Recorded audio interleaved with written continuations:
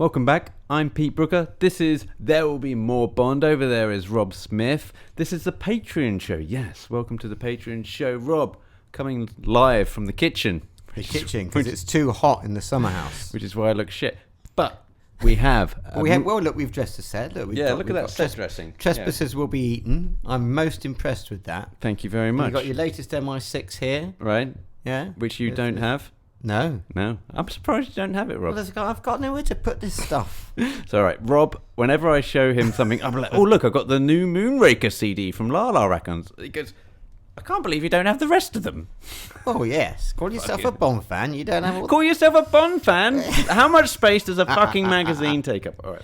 Yeah, but the soundtracks are special. Rob, I have a question for you. Yes. Pound for pound. Yes. Who is the funniest Bond? Roger Moore. Ooh, yeah, definitely. Well, so who's it between, in your mind? Between Roger Moore and possibly... Well, it's not between anyone. It's Roger Moore. Just Roger Moore. That's it. None of the others come close. Oh, okay. No, in my opinion. I mean, I don't...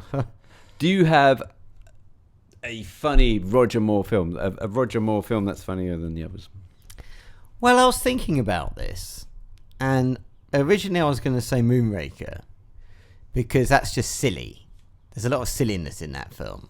With Jaws and everything, and Dolly, and the double-taking pigeon, and all of that. The Romeo and Juliet overture. Yes, there's all of that. But then I was trying to think of funny Roger stuff, and I couldn't really think of funny Roger stuff. In Moonraker? Not really. And then I thought, well, hang on a minute, because I've just done my annual viewing of Live and Let Die. And there was a lot of good stuff in there. A lot of good stuff that just made me laugh out loud. You know, Roger is terrific in that. You know, same time tomorrow, Mrs. Bell? Yep.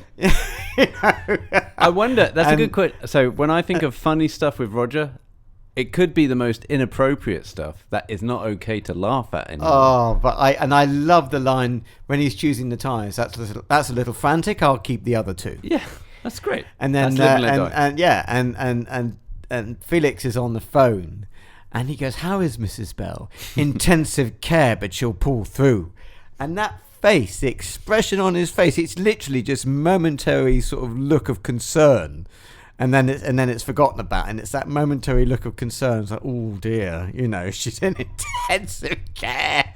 It's just brilliant. I mean, he's such a great comedian, Roger. So what do you think of the line, I'm Dr. Goodhead?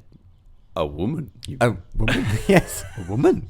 So Your powers of observation do you credit, Mr. Barn. I watched that as well. I've had a bit of a Bond feast over this last week, catching up with my annual viewings, because a lot of them were released in the summer, you see, and I'm really behind with them. So I did Fiore's Only, I did Moonraker, I did Live and Let Die, and I'm halfway through Living Daylights at the moment.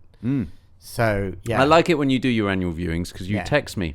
Yeah, but I was off the grid when you were texting me. What was your latest one? Was it You Only Live Twice? It was Live and Let Die. Live and Let Die. It was what I've just said. That I did a screenshot of Roger's expression when he says intensive care, but she'll pull through.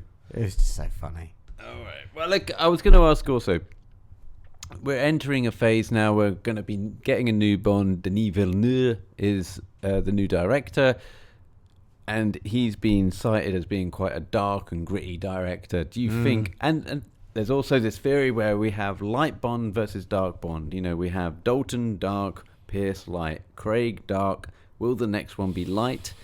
Do you have any thoughts on this? I think we've had too much gritty Bond over the last, 20 years, 19 years...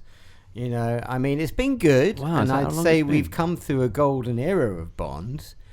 There's some terrific films in there, namely Casino Royale and Skyfall. Not sure about the others.